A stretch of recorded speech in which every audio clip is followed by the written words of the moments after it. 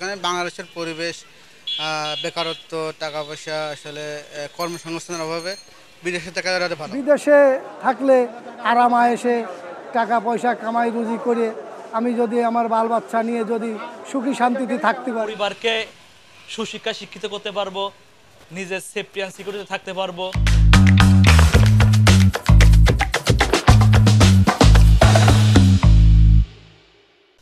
Visa 360 পথের প্যাচালে আপনাদের স্বাগতম। আজকে আমাদের বিষয় এদেশে বসবাসরত নাগরিকরা যদি সুযোগ পান অন্য দেশে স্থায়ী বসবাস করবেন কিনা। চলুন জেনে আসি এ বিষয়ে সাধারণ মানুষ কি বলছে।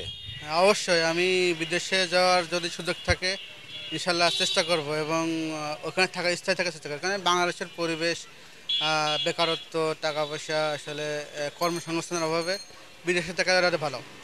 আমাদের থেকে বিদেশে থাকাটাই ভালো। আমি কেন ভাববো বিদেশে থাকলে আরাম আয়েসে টাকা পয়সা কামাই রুজি করে আমি যদি আমার বাল বাচ্চা নিয়ে যদি সুখী শান্তিতে থাকতে পারি, তাহলে আমি কেন বাংলাদেশে যাব।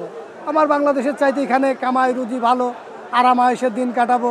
আমার মন চাইলে আমি টাকা পাঠাই দিলাম আত্মীয় স্বজনের সঙ্গে, আমি গাড়ি নিয়ে বাড়ি নিয়ে নাই চিন্তা, নাই কোনো চিন্তায় কারি হাতে পলাম রাহাজানি খুন ডাকাতি এগুলো তো থাকলো না।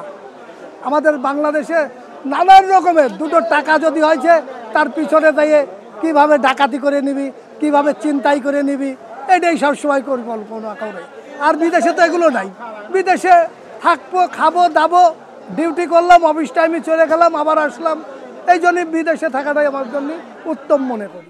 দেশের থেকে বরঞ্চ বাইরে থাকাটা নিজের কাছেও অনেক সময় মনে হবে যে ওখানে যাই যত থাকতে পারি, ইনকাম সোর্স যত ওখানে হয়, পরিবার যত ভালো থাকে, নিজে যত ভালো থাকে, ওখানেও দেশের মানসম্মতভাবে যত বসবাস যত হয়ে যায় আমার ভাগ্যে, তাহলে পরে থাকাটা আমার মনে হয় ভালো।